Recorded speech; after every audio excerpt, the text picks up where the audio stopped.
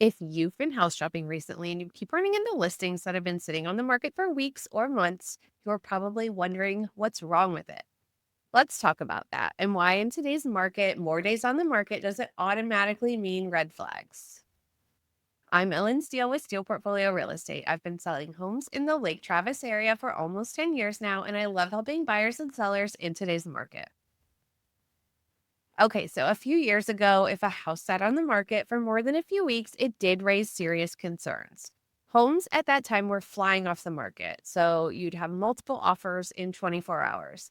So naturally, anything that didn't sell fell off. You should have seen me in 2021. One time I left midway through a Pilates class to get to a house that hit the market while I was in the class to try to get the client's offer in first. Spoiler alert, 10 other agents also had the same plan, and we didn't get the house, even though our offer was way over asking price with no contingencies. I was so embarrassed that I had to switch Pilates studios. Buyers were stressed. I was stressed. Sellers were stressed, although in a different way than they're stressed now. It was overall a very stressful time. Buyers weren't choosing their ideal home and paying way too much for it. Those buyers who are trying to sell now are still upside down in some cases, and that's a tough place to be when you aren't living in a home that fits your needs. Thankfully, 2026 is a whole different story. Inventory is up, interest rates have shifted, and buyers have so many more options. As a result, homes are taking longer to sell across the board, but it's not always because something's wrong. Let's say a house has been on the market for 45, 60, 75 days, or it was listed for several months, it expired, and now it's listed with a different agent. Those scenarios are actually not unusual right now. What used to be concerning is now becoming the new normal.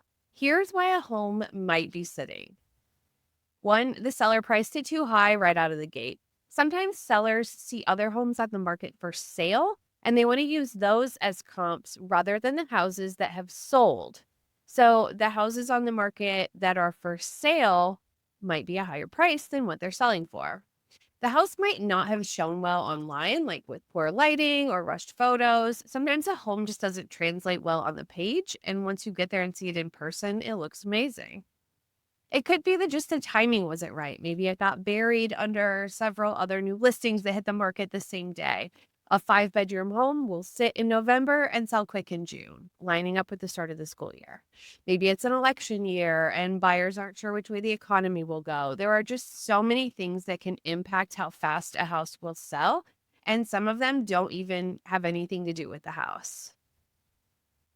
None of those things are deal breakers or even specifically about the house. They're just missed opportunities waiting to be revisited. So here's what I see a lot. Buyers are skipping over these homes, assuming there must be some kind of a problem. But more often than not, there isn't. And if there is, it'll come out during the inspection. That's not a reason to run, it's a reason to negotiate.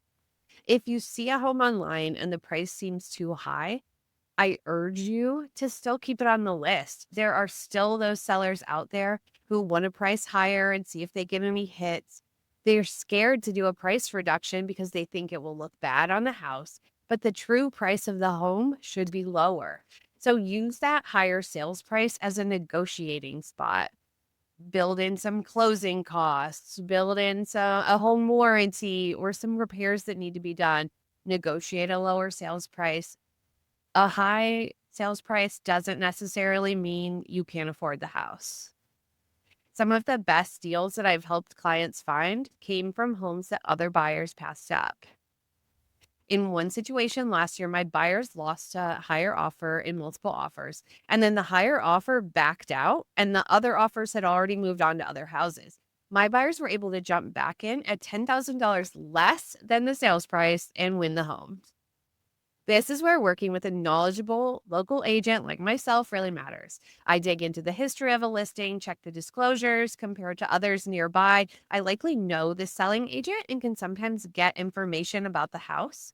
And this can help you spot the difference between a true red flag and a hidden gem. Sometimes the homes that have been sitting just need the right eyes on them, and that's where I come in. If you're shopping for a home right now, don't automatically cross a house off the list just because it's been on the market for a while. It might just be the deal that you're waiting for. If you want a second opinion or somebody to help you sort through the noise, I'd love to help. Reach out anytime and let's find that hidden gem together.